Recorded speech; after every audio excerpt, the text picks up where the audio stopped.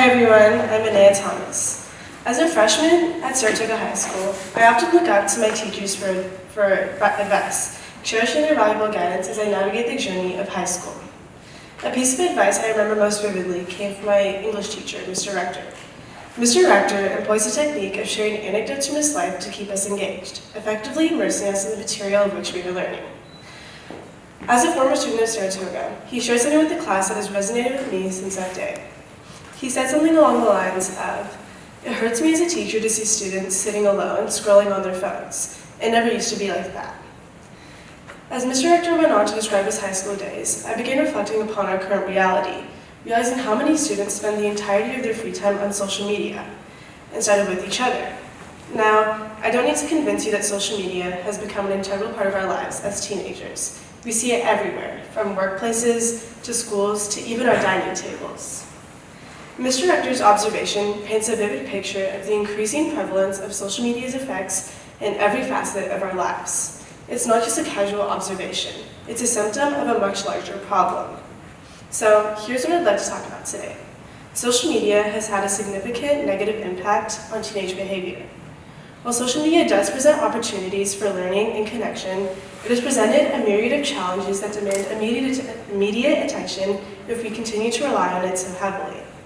From talking about its role in declining teenage mental health to the harmful distractions it poses and the disruption it causes to our sleep patterns, I hope to provide an understanding for the transformation social media has triggered, and furthermore, contemplate strategies to navigate its influence more responsibly in our lives.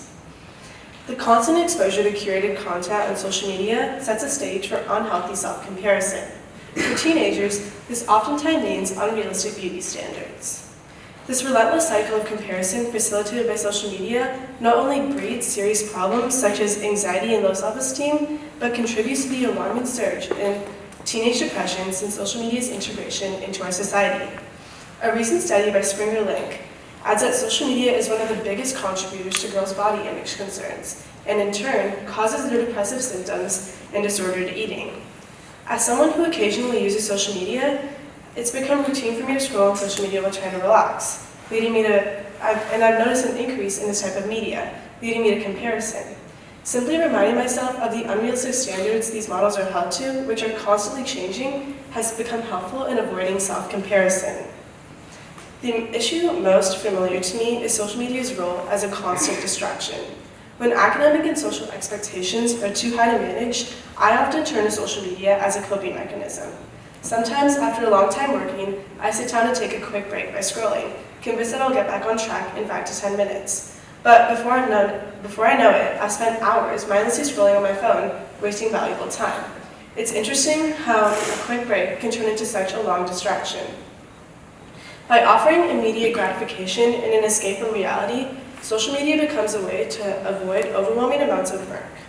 While there's no need for shame when we find ourselves succumbing to certain habits, turning to social media in these situations may hinder effective time management and long-term success. Addiction expert Dr. Aneiya explains that as well as compromising our attention spans, our obsession with instant gratification means we're rarely concentrating on tasks for long and taking a long time to get into a creative flow. Low attention spans entail having a hard time focusing, which inevitably affects time management.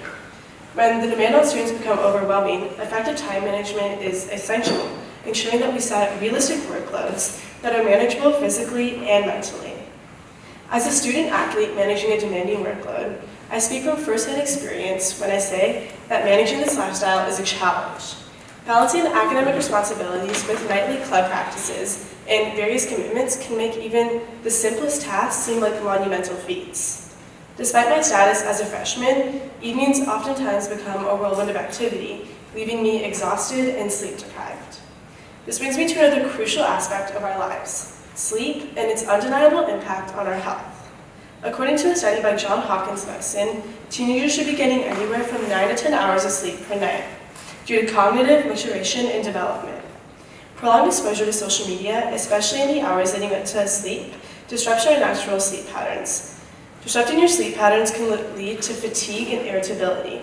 Consistent sleep helps our minds and bodies rest, which is essential for physical and mental well-being. Continuous stimulation from social media at night can leave our minds buzzing with information, making it challenging to unwind and achieve the sleep our bodies require. This chronic sleep deprivation not only affects our cognitive abilities and mood, but also puts us at risk for severe issues like a weakened immune system. While this amount of sleep may not be achievable due to certain obstacles, cutting out social media and nighttime routines would be a big stepping stone to reaching this goal. The study by Johns Hopkins Medicine also emphasizes how sleep can even help our brains work better, so that we can focus, prevent mood problems, and help our bodies function better. Also, blue light, commonly released by sleep before bedtime, can interfere with the ability to sleep. This light suppresses melatonin, a hormone that regulates sleep, making it harder to wind down. Limiting screen time, especially prior to bed, can help contribute to sleep quality. In navigating the challenges posed by social media, responsible usage and self-awareness are pivotal.